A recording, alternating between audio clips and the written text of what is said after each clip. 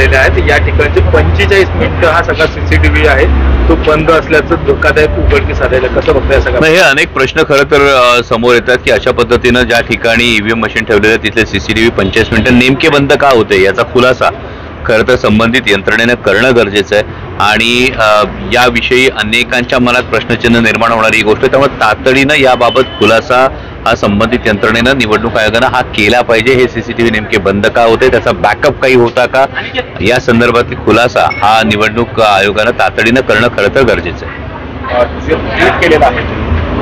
काय प्रश्न तुम्ही म्हणजे आज हडपसर विधानसभा मतदारसंघामध्ये मतदान सुरू असताना एक अत्यंत धक्कादायक ही गोष्ट समोर आली आणि त्यामध्ये महायुतीच्या उमेदवारांचा पोलिंग एजंट हा प्रचार साहित्य घेऊन मतदान केंद्रामध्ये बसला होता आणि काही माजी सैन्य दलातल्या अधिकाऱ्यांनी, काही सैन्य दलातल्या माजी अधिकाऱ्यांनी त्याला जाब विचारलाय।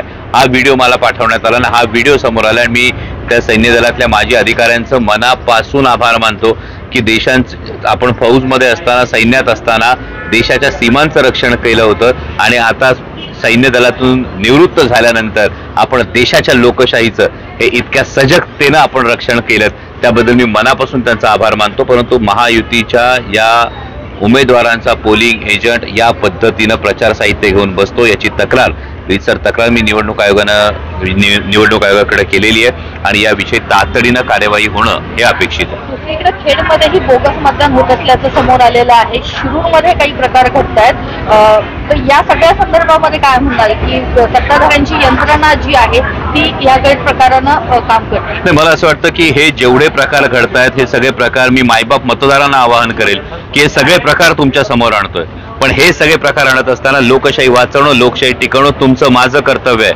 आणि त्यामुळे असा एक प्रकार जर समोर आला तर त्याच्या 5 पटीनं तुम्ही बाहेर पडलं पाहिजे, तुम्ही समोर आलं पाहिजे आणि तुम्ही समोर येऊन तेवढं जास्त मतदान केलं पाहिजे।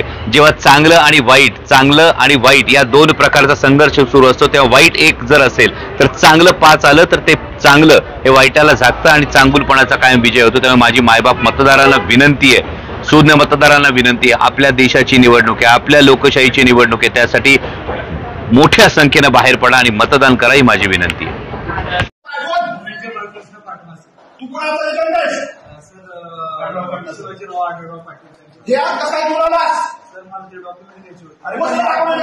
तुम्ही काय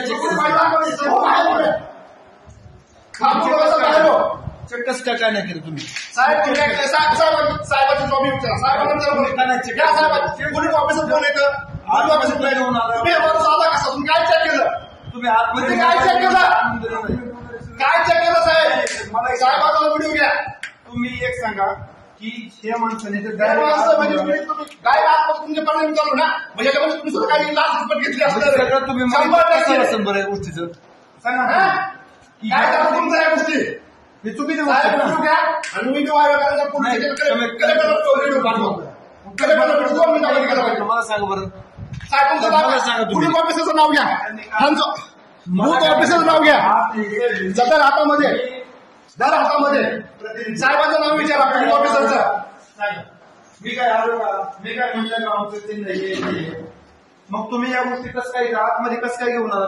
साहेब तुमचं नाव काय सांगा, पोलीस ऑफिसरचं नाव सांगा, तुमचं नाव काय साहेब आलं कसं आतमध्ये? तुम्ही तुमचा वरचा अधिकारी साहेबांचं नाव विचारा, बोलून घ्या तुम्ही त्याला कोण आहे ते। म्हणजे काय चेक करता तुम्ही? चेक काय करता? काय जातं उचलून नाही ठीक आहे, ठीक आहे साहेब, मी काय बघा काय मॅडम, मी काय नाव सांगा ठीक आहे हळूच आवाजामध्ये डॉक्युमेंट पण ठीक आहे तुम्ही काय चेक केलं? तुम्ही आत्रा सांगा, हे आत्रा सांगा काय चेक केलं तुम्ही? तुम्ही सांगा मला आत्रायचं मॅडम चेक काय केलं? पटलं आहे भूतावर आलं निर्माण झालं की प्रतिकाराची दाखवायचं म्हणजे ऑफिसमध्ये या गोष्टी चालू तुम्ही बाहेर काय करत असतात? तसं प्रचार वगैरे नाव पण साहेबांचं नाव घ्या